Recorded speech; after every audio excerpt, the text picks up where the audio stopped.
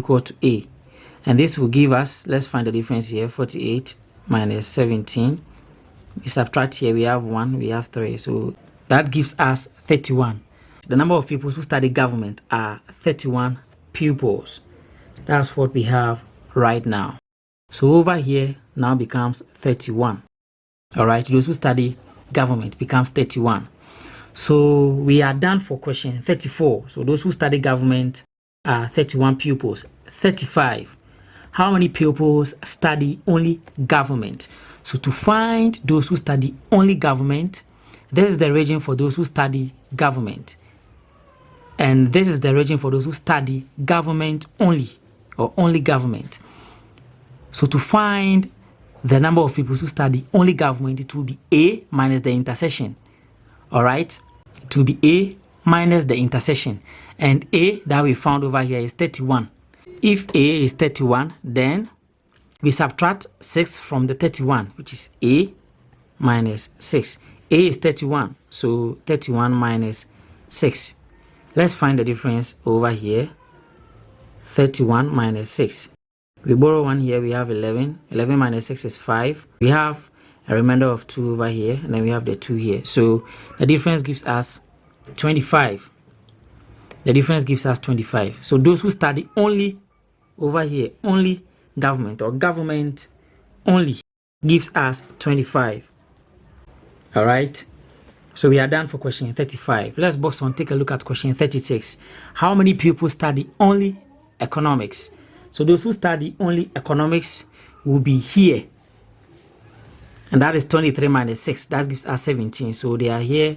Those who study economics is here. 17. And we are done. You subtract 6, the intersection, from those who study economics. And you have those who study economics only. So we are done for questions 34, 35, and then 36. Let's box on, take a look at question 37 to 40.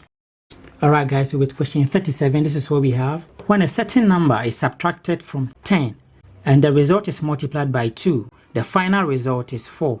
Find the number. This certain number that is going to be subtracted from 10 and the result multiplied by 2 is not known. So let's use a particular variable to represent that particular certain number that they are talking about in the question. So let x be the certain number. So we are letting x be the certain number. And then now the question says that when a certain number is subtracted from 10, so when you subtract this x, which is the certain number, from 10, when you subtract it from 10, then you subtract the number from 10, and then you multiply the result by 2, the final result will give you 4. When you subtract the number from 10 and multiply the result by 2, the final result will give you 4. So it is 2 multiplying 10 minus x in the bracket is equal to 4.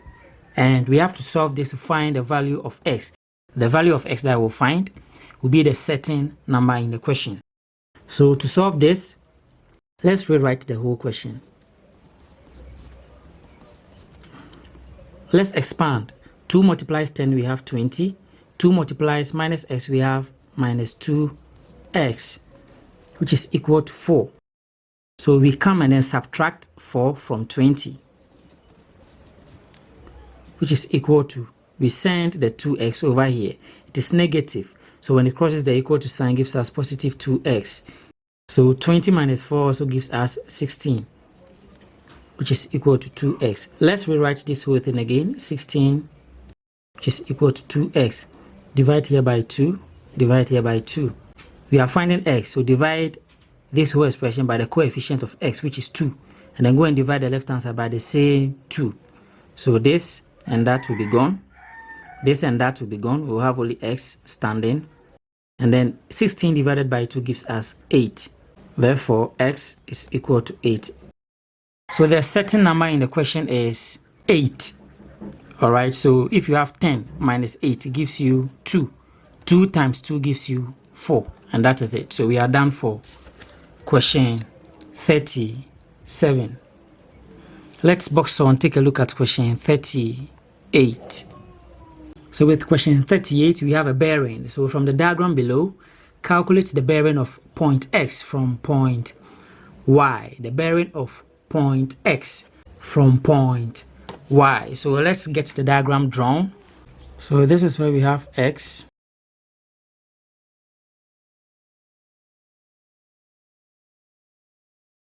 So if this angle measures 45 degrees, and here is Y, the question says we should calculate the bearing of point X from Y. And we know with the bearing, the point Y begins from here to this point. It is not only this angle that is representing the bearing from Y.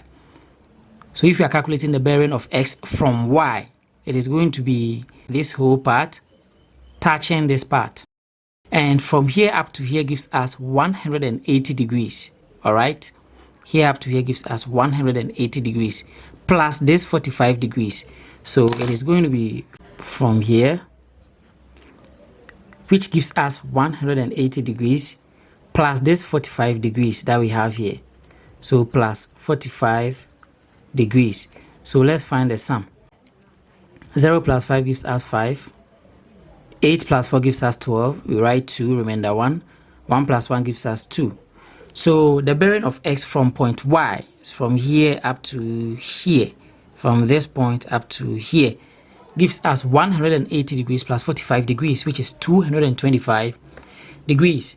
So the bearing of point X from point Y gives us 225 degrees. And we are done solving question 38. Let's box on, take a look at question 39. All right, guys, so with question 39, this is what we have. If 22% of the length of a rope is 55 centimeters, find the length of the rope. So from the question, 22% of the length of a rope is 55 centimeters.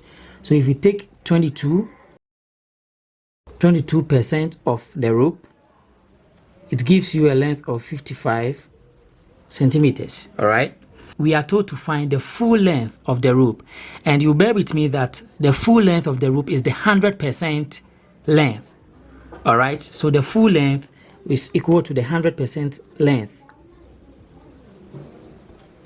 In terms of percentage, the full length is equal to 100%. So to solve for the 100% length of the rope, you know, the 100% length of the rope will be more than the 22% length of the rope. Do we get it? So if the 100% length of the rope will be more than the 22% length of the rope, then it means that it is going to be more. So if more, then less should divide. We have two similar items here in percentage. All right. So if more, less should divide.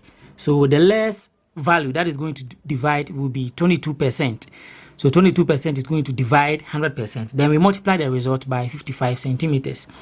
If more, less divide. So we have 100 over 22 multiplied by of the rope. Let's find the answer to this. You search for a common factor that can divide 100 and then 22, and that is 2. 2 divides 22, then you have 11. 2 divides 2, 1. 2 divides 2, 1. 2 divides 10, you have 5. 2 divides 0, you have 0. So now this is where we have 50 out of 11. And then we are not done. 11 can divide itself a single time and divide 55 5 times. So 11 divides itself a single time, divides 55 5 times. So we have 50 out of 1, which gives us 50 multiplied by 5 centimeters. So we have 50 over here multiplied by 5 centimeters. 50 multiplied by 5. 5 multiplies 0, we have 0. 5 multiplies 5 is 25. So we have it to be 250. Therefore, the full length of the rope will be 250 centimeters. And we are done for question 39.